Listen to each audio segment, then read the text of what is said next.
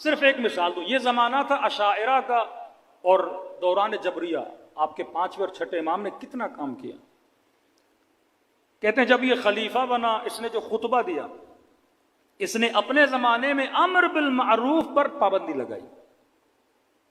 پہلا خطبہ دیا کہ اے لوگو، تم دوسروں کو تقوی کی دعوت دیتے ہو اور تمہارے اندر خود تقوی نہیں ہے، تو لہٰذا تمہیں کسی اور کو تقوی کی دعوت دینے کی ضرورت بھی نہیں ہے. اور کہا آج کے بعد اگر کوئی مجھے کہے گا نا کہ متقی بن جا، میں سب سے پہلے اس کا گلا کاٹوں گا. اب امت جانتی ہے کہ یہ بندہ کیسا ہے. جب حملہ کیا حجاج کے ہاتھوں مدینے پر، امام زین العابدین نے کہا تھا عبداللہ ابن زبیر کا گلا ایسے کاٹے جائے گا جیسے بکرے کا گلا کاٹا جاتا ہے. عبداللہ ابن زبیر کو ذبح کر دیا گیا. اس کی حکومت مدینے پر بھی آ گئی. منجنیقوں سے حجاج ابن یوسف کے ہاتھوں سے کعبۃ اللہ کو زخمی کیا. حجر اسود اس واقعے میں ٹوٹا. یہ وہ زمانہ تھا جب انہوں نے حملہ. اب لوگ دیکھتے تھے کیسا بندہ ہے.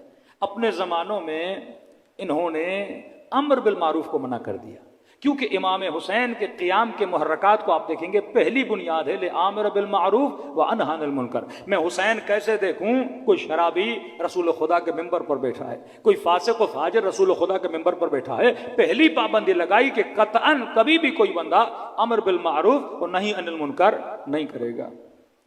دوسرا، پورے عالم اسلام میں ایک قرآن کی قرأت کو عام کیا. اس کی نیت یہ تھی کہ جتنے بھی اسلامی ممالک ہیں وہاں پہ صرف ایک ورژن چلے. جس طرح آج ہمارے کوئی حنفی ہے، کوئی شافعی ہے، کوئی کیا نہیں، کہ پورے عالم اسلام میں ایک ورژن کو عام کیا جائے، اور ایک ورژن کو عام کر دیا گیا. منع حدیث کر دی گئی. وہی حدیثیں جو حکومت سے آتی تھیں وہ لوگوں کو سنائی جاتی تھیں. کسی بندے کو اجازت نہیں تھی کہ وہ بندہ کیا کرے، کسی حاکم پہ تبلیغ کرے. اب حاکم تو بن گیا، عوام کے اندر مباحث شروع ہو گئے. انہوں نے کہا الملک لمن غلب.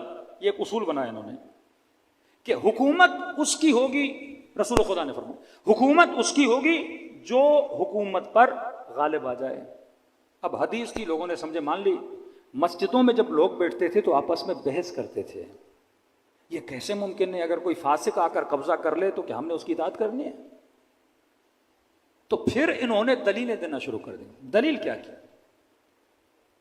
کہا کہ قرآن کی آیت ہے کوئی ایسا درخت کا پتا بھی نہیں ہے جو گرے اور اللہ کو پتہ نہ ہو.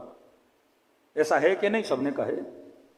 کہ یہ بتاؤ کہ مثلا یہ ٹشو کا ڈبہ یہاں ہے، اللہ کو علم ہے کہ نہیں؟ کا علم ہے. کہ جب خدا کو علم ہے مطلب خدا روک نہیں رہا، اور خدا روک نہیں رہا تو مطلب یہ کام کس کی مرضی سے ہو رہا ہے؟ اللہ کی مرضی سے ہو رہا ہے. ہم کون ہوتے ہیں اللہ کی مرضی کے بیچ میں آنے والے؟ اگر عبد الملک آج بادشاہ ہے، اللہ کو پتا تھا کہ نہیں؟ کا پتا تھا. اللہ کو پتا تھا مطلب اللہ راضی ہے کہ نہیں؟ کہ اللہ راضی ہے. کہ جب اللہ راضی ہے ہم کون ہوتے ہیں قیام کرنے والے؟ اللہ خود روک لیتا. یہ فرقہ اشاعرہ کہ کائنات میں جو کچھ بھی ہو رہا ہے ہم مجبور ہیں، یہ واقعاً ان کے مفتی آج یہی دلیلیں دیتے ہیں. کیا خدا چاہتا تو یزید کو روکتا؟ اللہ نے نہیں روکا.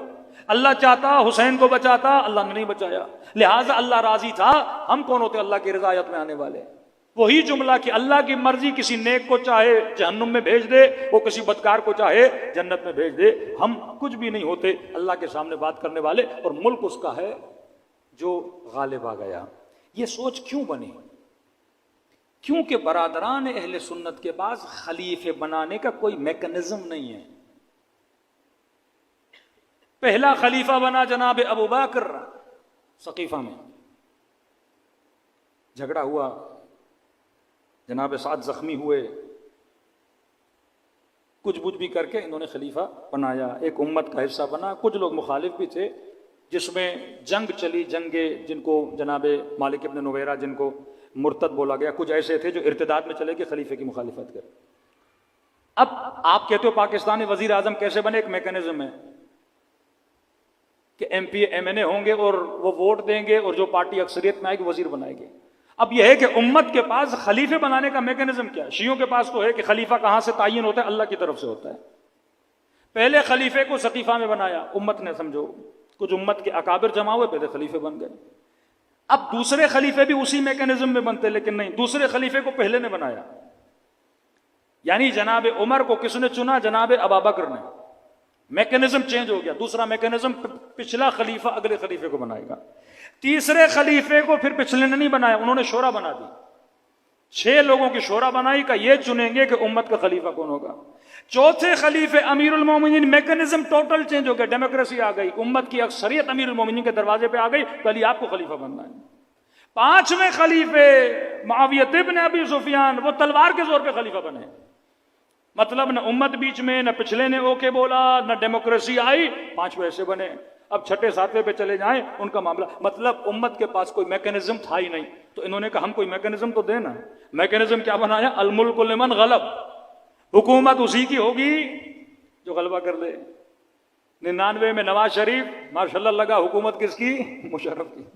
جو غلبہ پا جائے, مطلب جس کی لاٹھی اس کی بھینس والے قانون پہ چلنے لگے. لیکن اہل بیت نے کہا اس طرح قانون نہیں چلتا. حکومت الہی, نمائندے کا انتخاب کون کرتا ہے؟ پروردگار عالم کرتا ہے. اب اس حاکم نے خود کو بچانے کے لیے جعلی حدیثیں بنائی. حاکم فاسق بھی ہو, حاکم فاجر بھی ہو, امت کو حق نہیں قیام کرنے کے لیے. میں آپ کو ایک لیٹر انٹرنیٹ پہ موجود ہے. اچانک سعودی عرب میں سیکولرزم بڑھ رہا ہے. اب آپ سوچئے 40 سال سے جن لوگوں کو نماز کا درس, حجاب کا درس, قرآن کا درس, اللہ کا درس, دین کا درس, یہ حرام ہے, یہ حلال ہے, یہ کرو, یہ نہ کرو, اچانک سے وہاں پہ سنیما کھلے, کلب کھلے, جوا کے اڈے کھلے. اب ظاہر ہے ایک قوم کی آپ تربیت کرتے ہو اور اچانک آپ اپنی ہی تربیت کے اگینسٹ چلتے ہو, تو لوگوں میں اعتراضات اٹھتے ہیں. سعودی عرب میں دیندار طبقے نے اتنا اعتراض کیا کہ کیا ہو رہا ہے سعودی عرب میں, کہ آج یہ ٹک ٹاک کے مفتی قطعاً ایک لفظ نہیں نکالتے. یہ وہی حکومت پرور ذہن ہے, امر بالمعروف کی عادت ہی نہیں ہے کہ برے کو برا کہنا, نہیں, برا اپنا بھی ہے تو کوئی بات نہیں, اس کی تعریف کرو. آفیشل لیٹر نکلا مفتیوں کا سعودی عرب کا, انٹرنیٹ پہ موجود ہو گیا, اور اس لیٹر میں انہوں نے لکھا کہ ہمیں پتا ہے کہ ملک میں جو ہو رہا ہے وہ غلط ہے. جوا خانے نہیں کھلنے چاہیے, شراب خانے نہیں کھلنے چاہیے, انڈیا سے ڈانسر لوگوں کو ناچ گانے کے لیے نہیں بلانا چاہیے, ہالی ووڈ کی بے حیا عورتوں کو اس سرزمین مقدس پہ نہیں آنا چاہیے. ہم عوام کے جذبات بھی سمجھتے ہیں, جو کچھ ہو رہا ہے ہمیں بھی پتا ہے غلط ہو رہا ہے, لیکن یہ یاد رکھنا رسول خدا نے فرمایا ہے خلیفہ کیسا بھی ہو اس کے خلاف قیام نہیں کر سکتے, اس کے خلاف زبان نہیں کھول سکتے. وہ جانے, اللہ کا معاملہ جانے, تم مسجد حرام میں نمازیں پڑھتے رہو, تم روزے رکھتے رہو. یہ سوچ بلڈ کی گئی. اب جس معاشرے میں یہ سوچ ہو وہ معاشرہ کبھی انقلابی معاشرہ, وہ نہ ڈیموکریسی میں خود کو بدل سکتا ہے, نہ اسلام کے اعتبار سے خود کو بدل سکتا ہے. لیکن آپ دیکھتے ہیں تشیع کو اہل بیت نے ایسا نیٹ ورک دیا کہ اتنے مضبوط ترین شاہ ایران کو ایک امام زمانہ کا ماننے والا, ایک فرزند زہرا کا اور ان کے عقائد کو ماننے والا کس طرح شاہ کی کرسی کو اٹھا کر پھینکتا ہے, اور 40 سال سے زیادہ ہو گئے نظام اسلامی کو قائم کیا ہوا ہے. اسرائیل کی آنکھوں میں آنکھیں ڈال کے بات کرتے ہیں, استعمار کی آنکھوں میں آنکھیں ڈال کے بات کرتے ہیں. یہ وہ تربیت تھی نیٹ ورک امیر المومنین کی, امام حسین کی نیٹ ورک کی, کہ ظالم سے بات کرنے کی جرت پیدا کرو, ملت کے اندر خودداری پیدا کرو. جب تک قوموں کے اندر خودداری نہیں, قوموں کے اندر کوئی عزت نہیں. کیوں آج پاکستانی کہیں بھی جاتا ہے نہ پاسپورٹ کی عزت ہے, نہ اس ملک کے لوگوں کی عزت کی جاتی ہے, کیونکہ خودداری نہیں ہے. جن قوموں میں خودداری ہوتی ہے دنیا بھی ان قوموں کی عزت کرتی ہے. الحمدللہ آج حسین کے چاہنے والوں کی عزت ہے. الحمدللہ آج جن کی نسبت امیر المومنین سے ہے ان کی عزت کی جاتی ہے. کہ ہمیشہ کہتا ہوں کل کے مرحب بھی علی سے ڈرتے تھے اور آج کے مرحب بھی سید علی سے ڈر رہے ہیں. صلوات پڑھے محمد و آل محمد. استعمار اور استعماری طاقتیں کبھی نہیں چاہتے ہیں کہ مسلمانوں کے ذہنوں میں حریت والا مائنڈ سیٹ پیدا ہو, خودداری والا مائنڈ سیٹ. شاہ فیصل مارے گئے, بھٹو مارے گئے, جو بھی انسان استعمار کے سامنے کھڑا ہونا چاہتا ہے وہ چاہے کسی بھی فرقے سے ہو اسے مار دیا جاتا ہے, کیونکہ یہ فکر اہل بیت ہے. ابھی یہ فکر الحمدللہ پیدا ہو رہی ہے. آج کسی پڑھے لکھے مسلمان کو یہ حدیثیں دکھاؤ گے نا کہ ظالم فاسق پتہ نہیں کیا کیا آ جائے, اس کے خلاف مطلب بات بھی نہ کرو اس کے خلاف. میں بعض اوقات ایک میرے کسی سفر میں مسلمان بھائی میرے ساتھ تھے, تو انہوں نے کہا اہل بیت کو معصوم مانتے ہیں. میں نے کہا بندہ خدا، خدا کی قسم ہمارے یہاں 14 معصوم ہیں۔ میں نے کہا آپ نے 1 لاکھ کو معصوم بنا دیا ہے۔